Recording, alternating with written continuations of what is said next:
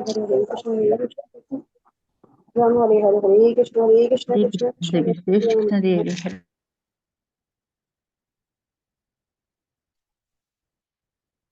हरे कृष्ण। आप सभी भक्तजनों का स्वागत है आज के सत्र में। सत्र का शुभारंभ हम पहले जगत गुरु शील प्रभुपाद जी की आज की कोट के साथ करेंगे। जगत गुरु शील प्रभुपाद की जय। आज है 27 अप्रैल। कोट आप लोगों के सामने है। हरे कृष्ण। माता जी पंचांग प्रणाम पढ़ो। हरे कृष्ण माता जी पंचांग प्रणाम। सभी भक्तों को हरे कृष्ण प्रणाम। भगवान श्री कृष्ण भगवान है, किंतु उनके पास कोई कार्य नहीं है। वे केवल अपने मित्रों श्रीमती राधा रानी, गोप और गोपियों के साथ आनंद लेते हैं। वे कभी नहीं सोचते कहाँ से व्यवस्था की जाए। हंसी, यह उनकी महानता है। वे गायों के साथ खेलते हैं, और जब उन्हें कंस का वध करने के लिए बुलाया जाता है तो वे सब कुछ, इतना सब प्रेम एक क्षण में त्याग देते हैं। एक क्षण में वो वृंदावन और अपने सभी भक्तों को छोड़ देते हैं, और वे भक्त जीवन भर भगवान श्री कृष्ण के लिए रोते रहे। और जब भी भगवान श्री कृष्ण को इसका स्मरण करवाया जाता है, वो कहते हैं, मैं शीघ्र ही आ रहा हूँ, चिंता ना करो, मैं शीघ्र ही आ रहा हूँ। बोस्टन 27 अप्रैल 1969। जगत गुरु श्री प्रभुपाद की जय। हरे हरे कृष्ण कृष्ण। माता जी पंचांग। हरे कृष्ण माता जी पंचांग प्रणाम। तो इसमें जो षड ऐश्वर्य है श्री भगवान के, उसमें से एक वैराग्य यहाँ पे शो हो रहा है। मतलब षड ऐश्वर्यों में से एक ऐश्वर्य शो हो रहा है वैराग्य का।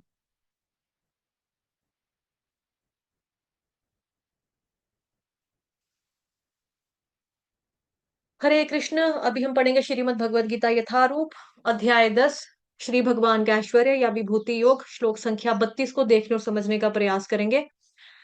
सरगणामादिरन्तश्च मध्यै चैवाहमर्जुन अध्यात्म विद्या विद्यानां वादः प्रवदतामहम्। अनुवाद और तात्पर्य जगत गुरु श्रील प्रभुपाद द्वारा। श्रील प्रभुपाद की जय।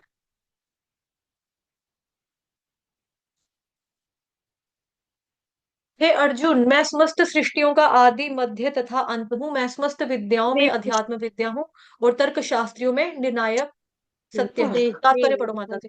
तात्पर्य शिला प्रभुपाद द्वारा। शिला प्रभुपाद की जय। सृष्टियों में सर्वप्रथम समस्त भौतिक तत्वों की सृष्टि की जाती है। जैसा कि पहले बताया जा चुका है, यह दृश्य जगत महाविष्णु यानी कि गर्भोदक्षाई विष्णु तथा क्षीरोदक्षाई विष्णु द्वारा उत्पन्न और संचालित है। बाद में इसका संहार शिव जी द्वारा किया जाता है। ब्रह्मा गौण सृष्टा है।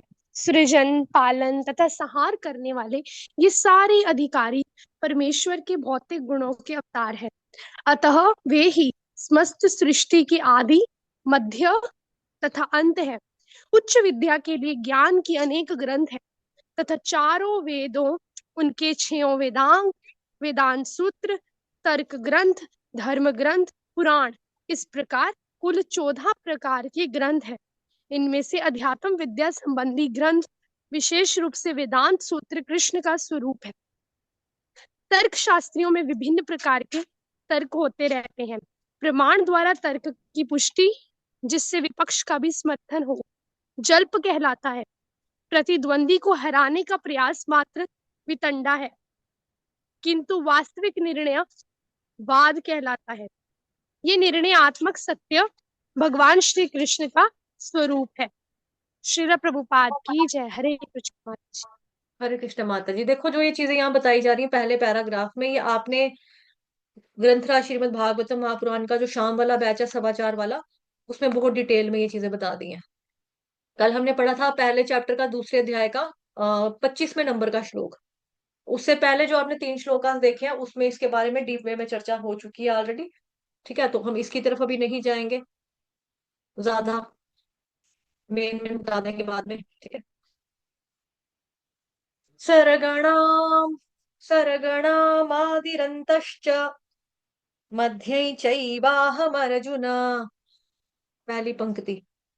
ठीक है, श्लोक का जो पहला और दूसरा चरण है, इसके बारे में। सृष्टियों का आदि और अंत मैं ही हूं, भगवान कह रहे हैं। यानी भगवान से ही सृष्टि की उत्पत्ति हुई है, और सृष्टि के आने के बाद उसका पालन पोषण भी भगवान करते हैं, और अंत में प्रलय भी भगवान करते हैं। तो ब्रह्मा विष्णु महेश जो कि गुण अवतार हैं, तो आदि हैं ब्रह्मा, मतलब कि आदि ब्रह्मा जी संभालते हैं रजोगुण का यूज करके, मध्य यानी मेंटेनेंस पालन का कार्य विष्णु जी के द्वारा किया जाता है सतोगुण से, और अंत यानी संहार का कार्य जो है वो शिव जी के द्वारा किया जाता है। कैसे किया जाता है? प्रलय के द्वारा, है ना। और जो आपका श्रीमद् भागवतम महापुराण का जो पहला श्लोक है आप लोगों ने कंठस्थ किया, कोई आप में से गाना चाहेगा पहला श्लोक, भागवतम महापुराण का पहला श्लोक? शाम वाले बैच वाले जो हैं जिनको श्लोकास कंठस्थ करने की जो कक्षा में आते हैं उनसे पूछ रही हूँ। माता जी आप रहने दो, आपको तो आता है ना। भाभ्या प्रभु जी भी, उसको भी रहने दो। निधि गर्ग माता जी, बोलो, सुनाओ। भक्तन निधि गर्ग माता जी सुनाइए। माता जी जन्माद्यस्य वाला ना। हाँ माता जी।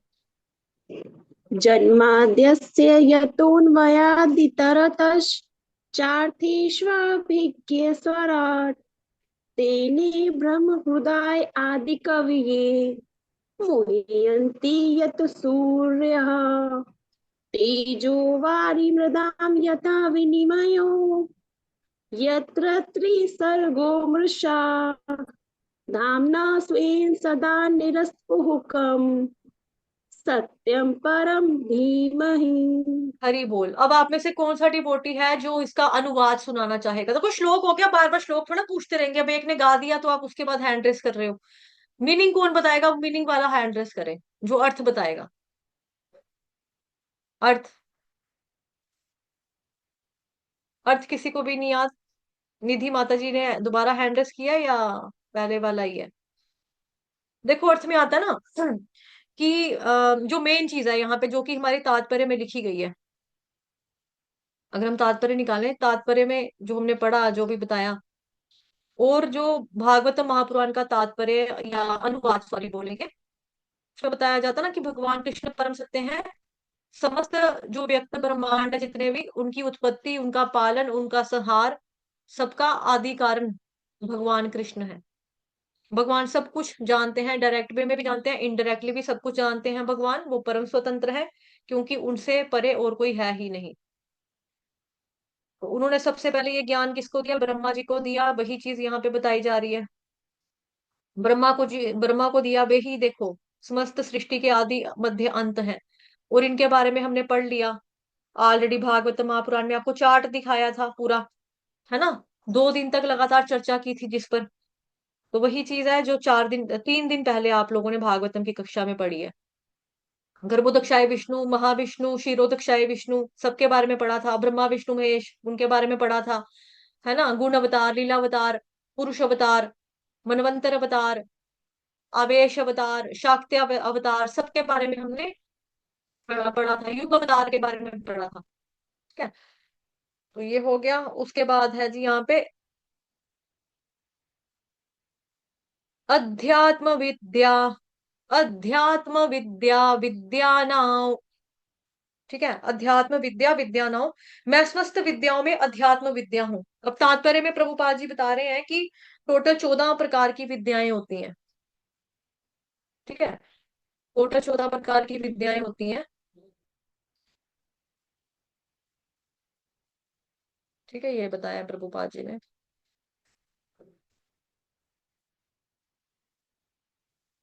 ठीक है, 14 प्रकार की टोटल विद्याएं हैं। 4 वेद है, 4 वेदों के 6 वेदांग है, वेदांत सूत्र है, तर्क ग्रंथ है, शास्त्र है, धर्म ग्रंथ है, और पुराण है। तो टोटल, मतलब पुराण तो टोटल 18 है ना।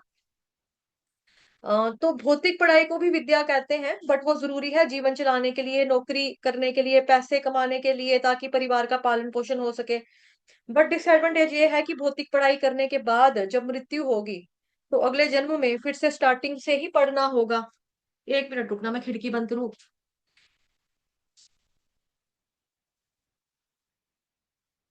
हाँ, गली से ना थोड़ा शोर आ रहा था इसलिए। तो इसका जो मतलब कि दोष है मतलब कि कलयुग की पढ़ाई का डिसएडवांटेज ये है कि भौतिक पढ़ाई करने के बाद जब आपकी मृत्यु होती है तो आपको अगले जन्म में दोबारा से स्टार्टिंग से ही पढ़ना पड़ेगा।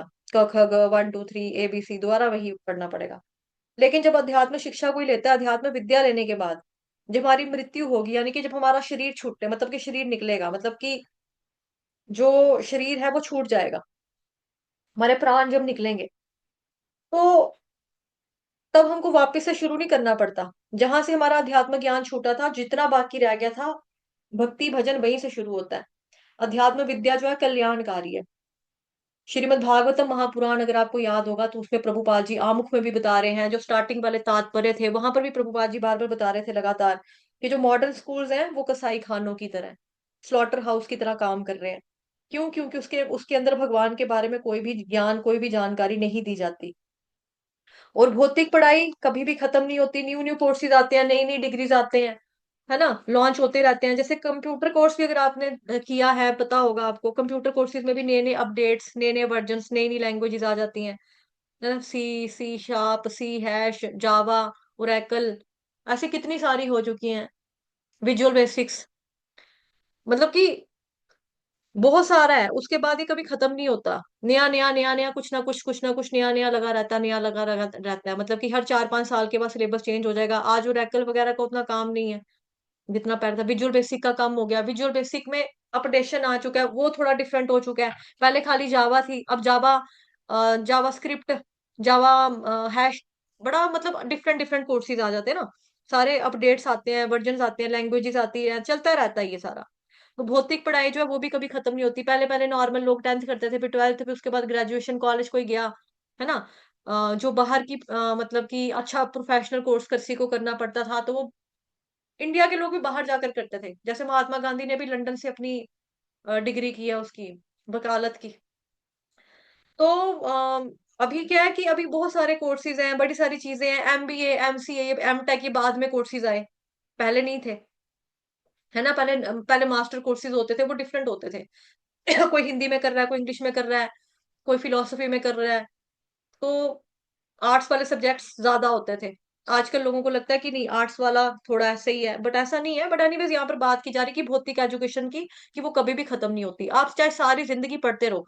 पढ़ाई इतनी है, भौतिक एजुकेशन इतना ज्यादा, इतना ज्यादा, इतना ज्यादा है कि आप मर जाओगे पढ़ते पढ़ते पढ़ते पढ़ते, आप खत्म हो जाओगे। लेकिन उसके बाद भी ऐसे बहुत सारे कोर्सेज होंगे जो आप नहीं जानते होंगे, ऐसे बहुत सारी विद्याएं होंगी भौतिक जगत की जो आपको पूरा ज्ञान नहीं होगा।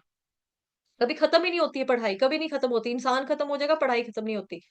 जबकि अध्यात्म विद्या के प्राप्त होने पर कुछ जानना बाकी नहीं रह जाता।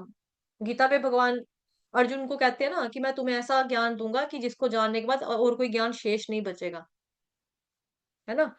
उसके बाद है जी यहाँ पर